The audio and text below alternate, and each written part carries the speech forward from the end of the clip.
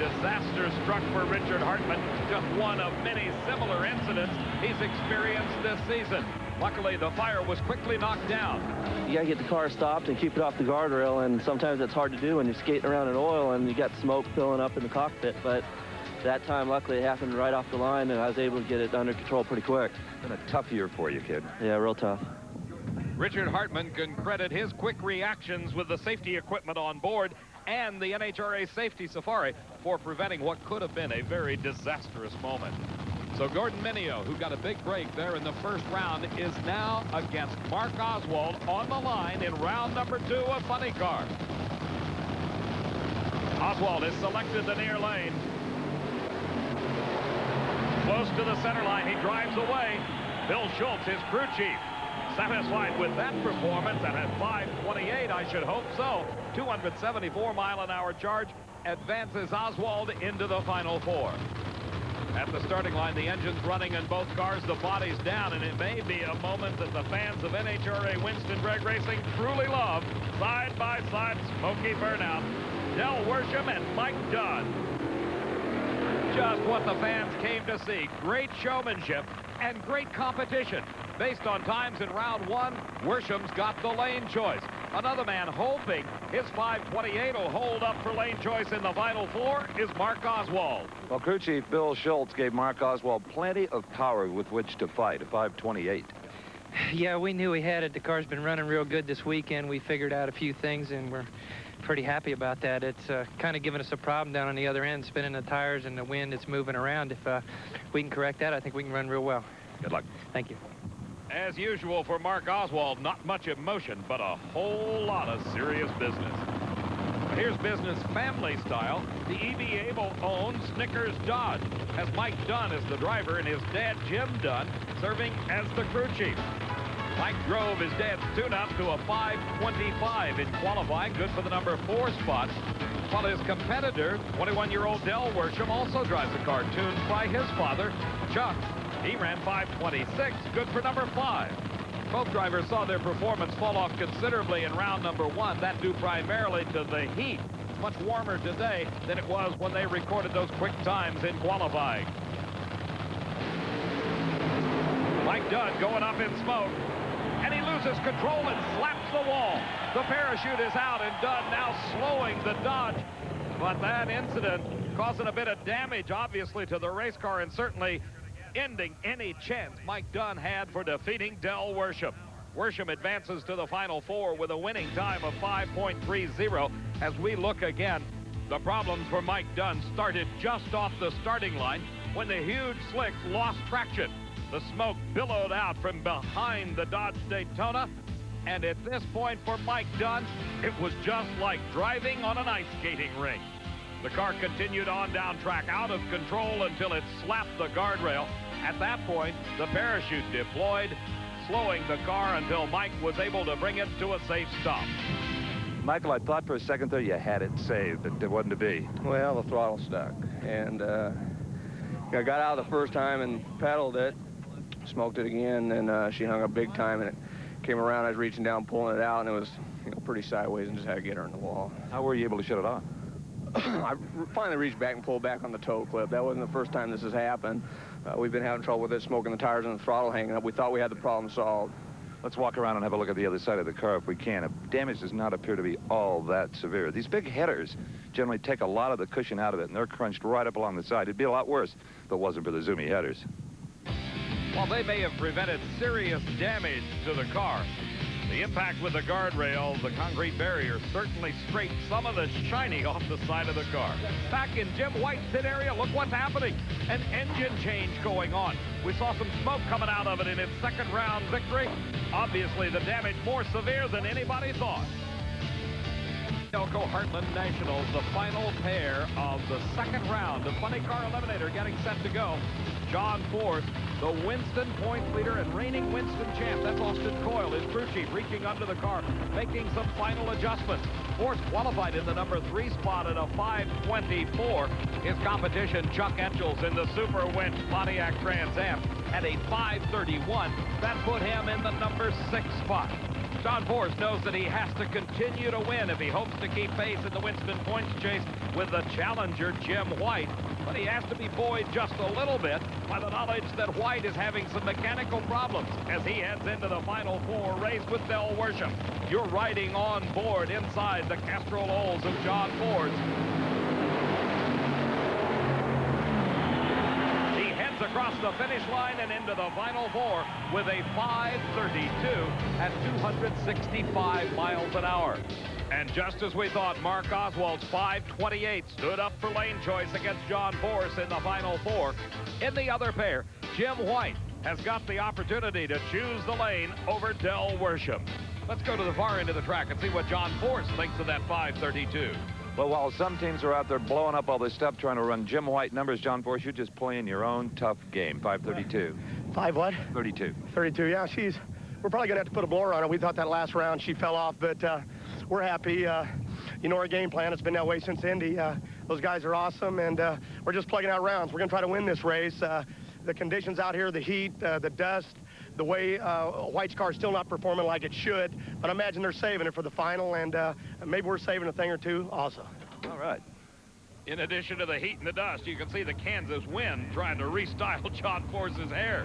Back at the starting line, we're set for the factory hot rods. Here we have the team cars of Scott Jeffrey racing his boss, Warren Johnson, in the AC Delco Oldsmobile. A pair of cutlasses. And a look at the current Winston point standings will validate the success of this team. Warren Johnson's the only driver with even a mathematical chance of catching the leader, Darrell Alderman, while Scott Jeffrey is currently third. Here's how the Final Four evolved. Alderman defeated Gordon Rivera and Jerry Ekman, while Larry Morgan topped Don Beverly and Bob Glidden's Ford in round number 2. The other side of the eliminations ladder found the number 2 qualifier, Warren Johnson, defeating Joe Lapone, and then the Oldsmobile of Mark Powick. His teammate Scott Jeffrey beat Vince Curry and chassis builder Jerry Haas to earn the right to race his boss in the Final Four. This team devotes a lot of time to technological development. Warren Johnson is one of the leaders in the use of the 5-speed transmission. He helped develop it. Right now, from his number 2 qualifying spot, he's having to race his own teammate, who qualified third. And on this run, he is using a set of Hoosier tires, trying something just a little bit different. And Jeffrey On's got problems. He's going through the end of the quarter mile, could not back up after his burnout. So Warren Johnson will get a single into the final of the AC Delco Heartland Nationals. Jeffrey On's crew chief, Kurt Johnson, just shaking his head at the turn of events here. He's got to be happy for his dad, though, into the finals. Johnson staging carefully, bringing the RPM up on that 500 cubic inch engine. And something goes wrong. Kurt Johnson looking on again, watching more mechanical problems strike this team. A 752 at only 152 miles an hour. That's one of the 190 mile an hour plus race cars in Pro Stock here at Heartland Park. Here's another one of them, the Darrell Alderman driven Mopar Parts Dodge Daytona. Defending Winston champion and the guy with a sizable lead. He this season has already tied Bob Glidden's single season win mark with a total of 9 victories. Glidden did it back in 1989. The man that's trying to stop him, the driver of the Castrol Olds, Larry Morgan. Well, Warren Johnson may not even know the total story of what was happening on the starting line. What do you think? I have no idea. He wasn't able to back up. He put the Hoosier tires on for that round just to see what they're like, and because I ran real good during qualifying with him. Couldn't back up. I saw him sitting there, so I started my burnout, lost 5th gear in this thing. Oh, so that's what slowed you down. Yeah, I just shut it off. It went into 5th, where there was no 5th. These 5 speeds aren't yet perfect.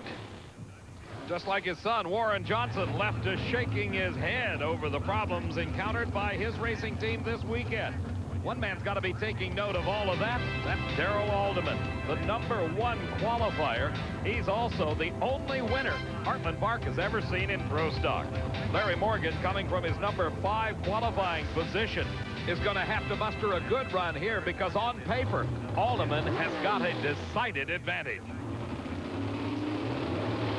Both drivers staging oh so carefully at the starting line, knowing the start is critical to this race, and Morgan's got the advantage. Riding with Darrell Alderman. Can he catch him? Yes, he does. Right before the finish line, Darrell Alderman moves into the finals for the 3rd year in a row at the AC Delco Heartland Nationals. His time, 7:24 at over 189 miles an hour. Our instant replay can show you the advantage gained by Morgan in the Oldsmobile. Larry did what he had to do, and that was get the hole shot on Darrell Alderman. Nearly 0.08 of a second advantage. That gave Morgan the lead in the early going. But as they traveled down track, that lead diminished until just before the finish line.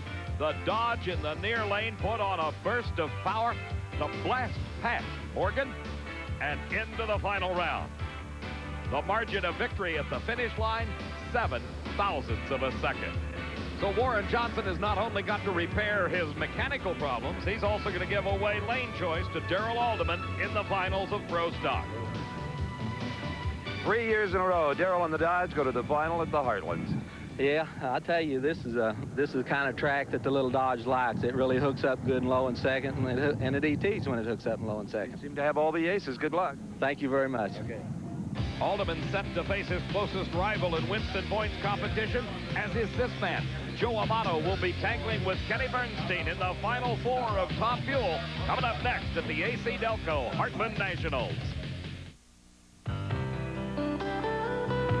Pit area as the crew led by Roland Leong completing that engine change necessitated by the mechanical damage in round 2. Inside the trailer, Wes Cerny working on the all-important clutch. At the starting line, Tim Richards, the final check of the engine, and Joe Amato's Team Valvoline entry. The calm pace of Amato's Army belies the tension that is building on the starting line as his opponent, Kenny Bernstein, the Budweiser King, knows that he has got to take a victory here if he has any hopes at all of stopping Amato's charge to a 2nd consecutive Winston championship. And Bernstein red light. He tries too hard. He left the starting line too soon.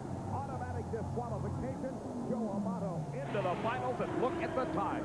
4.97 seconds is elapsed time. His speed over 285 miles an hour. This windy Kansas day hasn't slowed Joe that much. Here is the Mobil 1 car of Jack Clark, driven by Tom McClelland. It was just a month ago that Pat Austin was preparing to do the burnout in the final round of the U.S. Nationals at Indianapolis. He stepped into the throttle, and the engine backfired through the supercharger, putting him out of competition and putting an end to his quest to become the first driver ever to win 2 eliminator categories at the same event. But that goal is still alive here at the AC Delco Heartland Nationals, because earlier in the final 4 of Top Alcohol Funny Car, Austin in the far lane defeated Danny Townsend in a great race.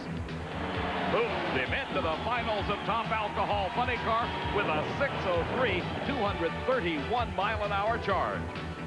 Now the young man with 42 national event victories to his credit awaits the word from his crew chief Lee Beard to bring the car to the starting line. The crew making a final check of the engine.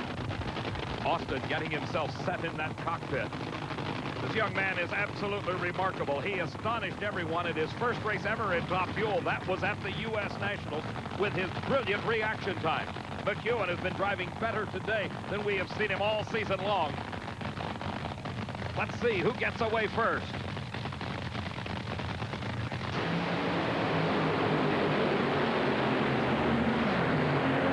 Pat Austin with a victory and into the final round for the 2nd time this season. His time, a 5:05 at 281 miles an hour, and Austin got away first. Our instant replay should show you the advantage gained by Pat Austin in the far lane. He needed every bit of it because Tom McClelland ran quicker on this run. Austin ran a 5:05. McClelland, as he tried to close the gap near the finish line, ran 5:04, 0.12 of a second better than Austin, who moves into the finals, still looking for his first ever 4-second run. Joe Amato's 4.97 gives him the lane choice in the final round. Pat Austin depending on his driving skills to win. Well, you can put that win in your column. Little bitty hole shot did it, a 5:05 to a 5:04. You got to get there first. It doesn't matter how you do it as long as you get there first, and that's what we did. That's the last 5-0, though. Because if you don't come up with a 4 now, Amato is probably going to get you. Hey, we're going in to race the world champion in the final round, and we're going to have to lay one on him, and I think we're up for the task. We'll see. And you've got another job before then with your alcohol funny car. You could make history again. You have a shot at it. Sure, I just hope we can get past the burnout with the fuel car. If we can get past that, we'll give him a better shot than we did last time. We all know what happened at the U.S. Nationals.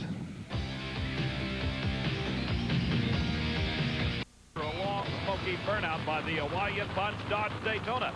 This is a bit of a question mark. Can this team regain the performance levels that they had both in qualifying and earlier in eliminations? They changed engines after the second round to get ready for this Final Four matchup with Del Worsham. Before we get to this race, let me take a moment to invite you to become a member of a very special organization, the National Hot Rod Association. For just $45 per year, you got 48 issues of National Dragster, a hat, pin,